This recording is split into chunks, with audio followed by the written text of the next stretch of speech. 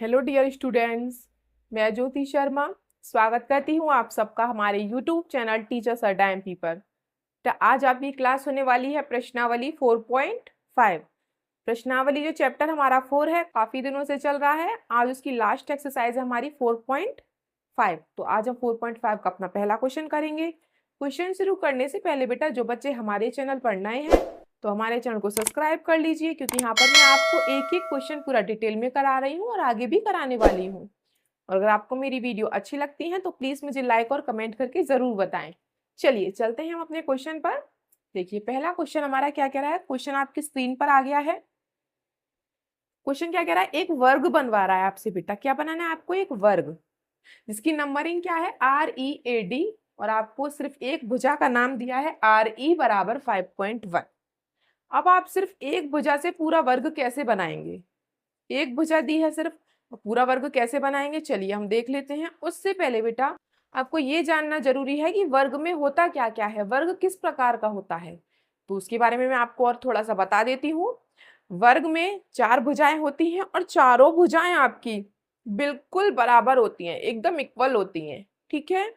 दूसरी बात, वर्ग के जो आपके एंगल्स होते हैं, कोण होते हैं, वो आपके बेटा 90 डिग्री के होते हैं, मतलब 90 अंश के होते हैं। ठीक है। उसमें आपको कभी एंगल्स नहीं देगा। जैसे आयत में मैंने बताया था आपको कल, आयत में कभी एंगल्स नहीं देगा, उसी प्रकार वर्ग में आपको कभी एंगल्स नहीं देगा। ठीक है। आपको खुद ही से सोचना पड़ेगा कि वर्ग में क्या होता है, आयत में क्या होता है, समचतुर्भुज में क्या है, समांतर चतुर्भुज में क्या है। ठीक है।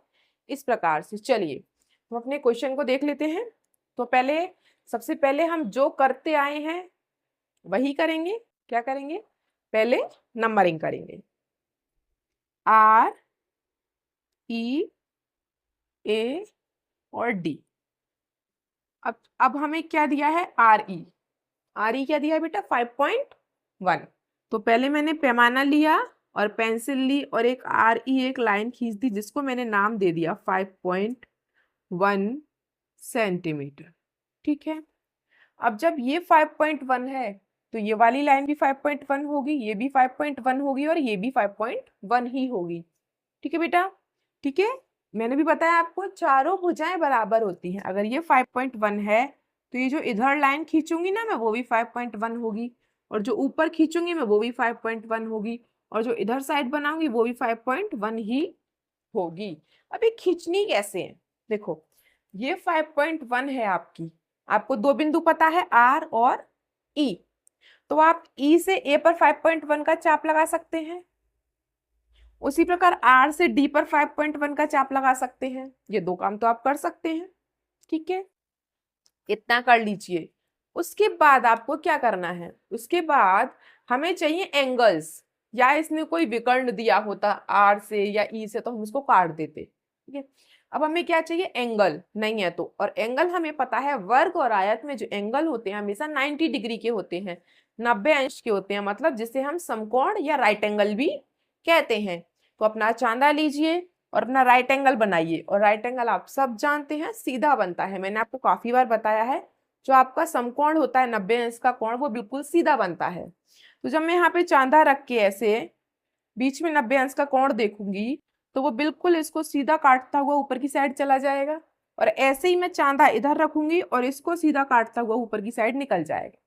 तो इसको जहां काटा वो A बिंदु और इसको जहां काटा वो D बिंदु।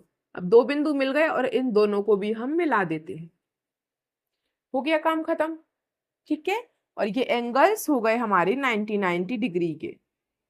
ठीक है बेटा, पता चल गया होगा आप सबको मैंने अभी कैसे बनाया। एक भुजा दी है और हमने पूरा अपना चित्र बना लिया, थोड़ा सा दिमाग का यूज करके। ठीक है। फिर से बता देती हूँ। पहले मैंने क्या किया, उसने बोला एक वर्ग बनाना है। भाई ठीक है। अब वर्ग की चारों भुजाएं बराबर होती हैं और 90 अंश के कोण होते हैं, इतना पता होना चाहिए आपको। नंबरिंग क्या करनी है? READ। उसके बाद RE दिया है 5.1, मैंने RE खींच लिया 5.1। जब ये 5.1 है तो ये भी 5.1 होगा, ये भी 5.1 होगा और ये भी 5.1 ही होगा। तो मुझे दो बिंदु पता थे R और E। तो E से मैंने A पर 5.1 का चाप लगाया और R से मैंने D पर 5.1 का चाप लगाया। अब इन चापों को काटेगा कौन? एंगल काटेगा, जो कि हमें पता है कि वर्ग में 90 डिग्री का एंगल होता है। चांदा रखा, 90 डिग्री के एंगल से इसको काट दिया, यहाँ 90 डिग्री के एंगल से डी को काट दिया, और जहां भी ये चाप काटे वहां हमें दो बिंदु और मिल गए और उस लाइन को हमने मिला दिया। ठीक है बेटा, अगर किसी को स्क्रीनशॉट लेना है तो ले लीजिए। इस क्वेश्चन में कुछ भी नहीं था, बहुत इजी क्वेश्चन था। ठीक है, चलिए बेटा अब हम अपना दूसरा क्वेश्चन कर लेते हैं। दूसरा क्वेश्चन भी इसी के तरीके का है, थोड़ा सा अलग है। इसमें क्या दिया था आपको, एक भुजा की लंबाई, और दूसरे क्वेश्चन में क्या देगा, विकर्णों की लंबाई। और क्वेश्चन आपकी स्क्रीन पर है, आप देख सकते हैं। तो चलिए हम क्वेश्चन नंबर दूसरा अपना पढ़ लेते हैं, क्या कह रहा है। क्वेश्चन नंबर 2 कह रहा है आपका, एक समचतुर्भुज है, जो हमें बनाना है वो क्या है, समचतुर्भुज बनाना है। ठीक है बेटा, तो अब समचतुर्भुज बनाने के लिए आपको समचतुर्भुज के बारे में जानना जरूरी है। तो मैं बता देती हूँ समचतुर्भुज के बारे में थोड़ा सा। वैसे मैं ऑलरेडी काफी डिटेल में पढ़ा चुकी हूँ 3 एक्सरसाइज में, चैप्टर नंबर 3 में आपको। तो समचतुर्भुज जो होता है बेटा, उसकी चारों भुजाएं बराबर होती हैं। सम मतलब समान, और चतुर्भुज मतलब चारों भुजाएं। तो जो आपका समांतर चतुर्भुज होता है कुछ इस तरीके का होता है आपका समांतर चतुर्भुज। जो समांतर चतुर्भुज है आपका, इसकी चारों भुजाएं बराबर होती हैं, पहली बात।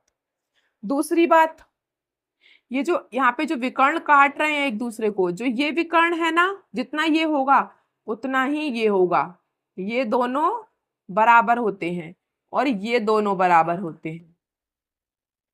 ठीक है, जहां से विकर्ण काट रहे हैं वहां से ये आधा विकर्ण बराबर होंगे, बिल्कुल इक्वली। और ऐसे इधर से ये वाला आधा विकर्ण, ये वाला आधा विकर्ण बिल्कुल बिल्कुल इक्वली बराबर होते हैं। ठीक है बेटा, चलिए तो अब हम अपने क्वेश्चन की तरफ चलें। अब इसमें हमें क्या विकर्ण दिए हैं। पहला विकर्ण क्या दिया है इसने हमको, 5.2, और दूसरा विकर्ण इसने हमको क्या दिया है, पहला विकर्ण तो 5.2 है और दूसरा विकर्ण 6.4 है, 6.4। अब जब भी ऐसी सिचुएशन आई जहां पे आपको विकर्ण दिए हो, मैं आपको ये विकर्ण वाला क्वेश्चन वैसे ऑलरेडी करा चुकी हूँ, लेकिन फिर भी जहां ऐसी सिचुएशन आए विकर्ण दिए हो, तो पहले तो देखो, जब ये वाली भी बराबर है और ये भी बराबर है तो मतलब आधा आधा चाहिए हमें इसका। अब जिस भी विकर्ण का आसानी से आधा हो जाए उस विकर्ण को बाद में लेना है। आसानी से जिसका आधा हो जाएगा उसे बाद में लेना है। तो आधा कर लें, 2 का भाग करते हैं 52 में, तो 2 दूनी 4, पॉइंट 2 छिक्की 12, आसानी से हो गया ये। तो इसको देख लेते हैं, 2 तिया 6 और 2 दूनी 4, इसका भी आसानी से हो गया। तो अब आप ये सोच रहे हो कि कठिन कौन सा है।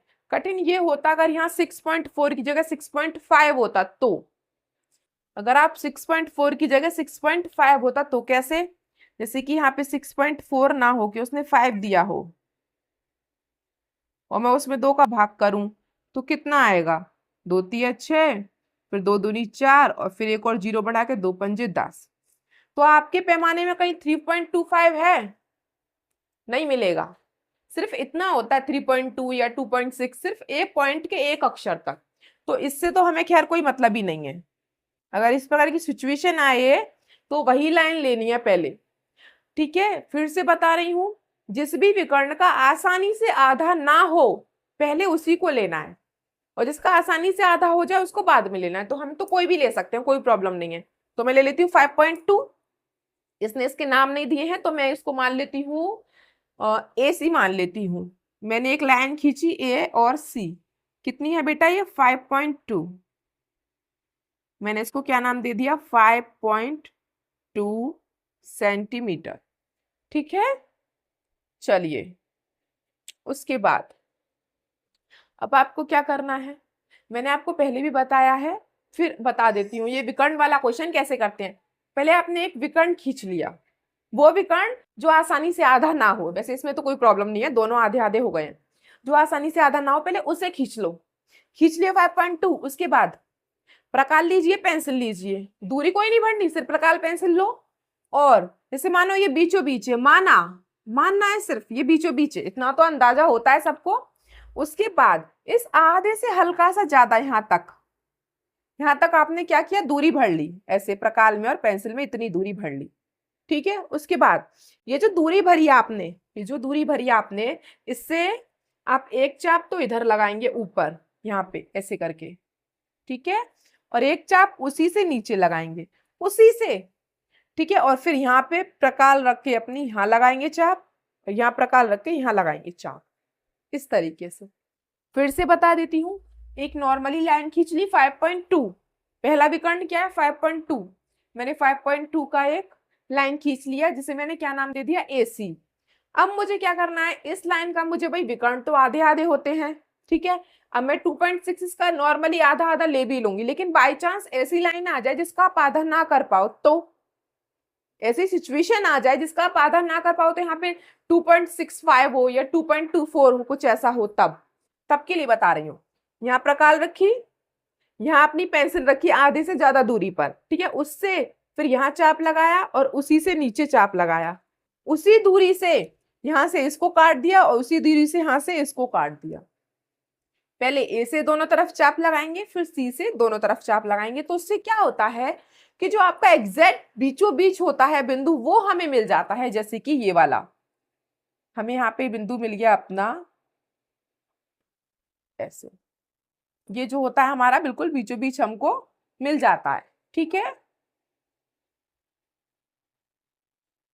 ऐसे। ये जो होगा ना आपका, ये बिल्कुल बीचों बीच बिंदु होगा जहां इसने इसको काटा होगा एक दूसरे को, ठीक है। और चाहो तो आप इस लाइन को और आगे ऊपर भी निकाल सकते हो, ऐसा कुछ नहीं है, ठीक है, इस तरीके से।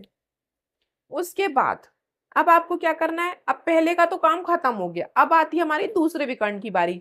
दूसरा विकर्ण हमारा कितना था 6.4, उसका आधा इसलिए जरूरी है क्योंकि उसी के आधार पर हम यहाँ से जो हमें मिड पॉइंट मिला है, जिसको मैं O नाम दे देती हूँ, उसी के आधार पर आधा विकर्ण ऊपर खींचेंगे हम, आधा विकर्ण नीचे खींचेंगे। जैसे कि इसका आधा कितना है 3.2, तो अब आप अपने पेंसिल प्रकार में दूरी भरिए कितनी 3.2, पैमाने से आप कितनी दूरी भरेंगे बेटा 3.2, 3 दूरी भर के आप यहाँ से 3.2 का चाप लगाएंगे और यहीं से नीचे चाप लगाएंगे। जैसे कि मानो मेरा 3.2 आपका यहाँ पे आया, इस तरीके से मैंने यहाँ पे चाप लगाया और एक 3.2 मेरा यहाँ पे आया, ठीक है। जो आपको बिंदु पता चला है ना, बिंदु किस लिए लिया है हमने यहाँ पे, ताकि हमें बिल्कुल अपना जो नीचे वाला विकर्ण है उसका हम आधा आधा कर सके। तो यहाँ से मैंने 3.2 का चाप लगाया और यहाँ से भी मैंने 3.2 का चाप लगाया, तो पूरा कितना हो जाएगा ये 6.4। इसीलिए कहती हूँ कि दूसरे वाला विकर्ण का आधा होना जरूरी है। तो अब यहाँ से लेके यहाँ तक मैंने इस लाइन को पूरा सीधा सीधा मिला दिया, इतना काम हो गया। मतलब कि यहाँ से लेके यहाँ तक ये जो लाइन मेरी आई वो कितनी आई बेटा 6.4 की। और बस अब इन चारों बिंदुओं को मिला दीजिए और कुछ नहीं करना, इस तरीके से, इस तरीके से इन चारों बिंदुओं को अब आप मिला दीजिए, ठीक है। आई होप आ गया, हो गया समझ में। फिर से एक बार और बता देती हूँ, ठीक है। क्या करना है हमको, क्या बनाना था, एक समचतुर्भुज जिसकी चारों भुजाएं समान होती हैं, ठीक है। और उसमें क्या होता है, जो विकर्ण होते हैं बेटा, जैसे ये पूरा विकर्ण है, अगर हम इसको आधा काटेंगे बीच में से, तो जो ऊपर वाला विकर्ण और नीचे वाला विकर्ण है दोनों एग्जैक्ट बराबर होने चाहिए, ठीक है। तो हमें इसमें दो विकर्ण दिए हैं, पहले दोनों विकर्णों का आधा करके देख लो। जो विकर्ण आधा नहीं हो पा रहा हो, ज्यादा पॉइंट में आगे संख्या जा रही हो, उस विकर्ण की एक लाइन खींच लो, जो कि मैंने खींच ली 5.2। वैसे इसमें तो दोनों हो रहे थे, कोई प्रॉब्लम नहीं थी, बाई चांस ऐसा आ जाए तो मैंने एक AC नाम से मैंने एक रेखा खींच ली, कितनी 5.2, ठीक है। अब इस 5.2 का मुझे आधा करना है, आधा तो मुझे पता है, लेकिन बाय चांस कभी पॉइंट में आ जाए संख्या, तो आधा कैसे करेंगे आप, आधा ऐसे करेंगे, उसका थोड़ा सा हम बीचों बीच देखेंगे कहां पे आ रहा है, ठीक है। इसको मैं नाम दे A B C और D नाम दे दिया मैंने।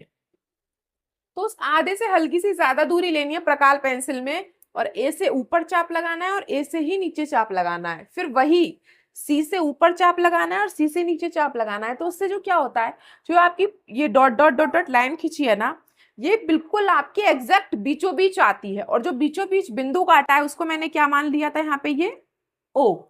अब इस O से मुझे दूसरा विकर्ण बनाना, एक तो मेरा विकर्ण ऐसे बन गया, एक मेरा विकर्ण ऐसे बनेगा। वो क्यों बनेगा, 6.4 का आधा किया मैंने तो कितना है 3.2, मतलब कि 3.2 ऊपर और 3.2 नीचे।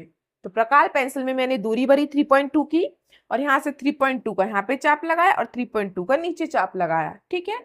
और चारों बिंदुओं को मिला दिया, खत्म हो गई कहानी, कुछ नहीं बचा इस क्वेश्चन में। आई होप आपको अच्छे से समझ में आ गया होगा। चलिए, अगर किसी को स्क्रीनशॉट लेना है तो ले सकते हो। चलिए बेटा, आई होप, मुझे लगता है कि आपको मैंने अच्छे से समझाया होगा। अगर आपको किसी भी बच्चों को कोई प्रॉब्लम है किसी क्वेश्चन में, या ऐसा लग रहा हो कि मुझे थोड़ा और अच्छे से समझाना चाहिए, कुछ समझ में नहीं आ रहा हो, प्लीज आप मुझे कमेंट बॉक्स में जरूर बता दें। और अगर आपको समझ में आ रहा हो, मेरी वीडियोस अच्छी लग रही हो, तो प्लीज उसको लाइक करें, शेयर करें और सब्सक्राइब करना ना भूलें। मिलते हैं हम आपसे अगली क्लास में, तब तक के लिए हैव ए नाइस डे।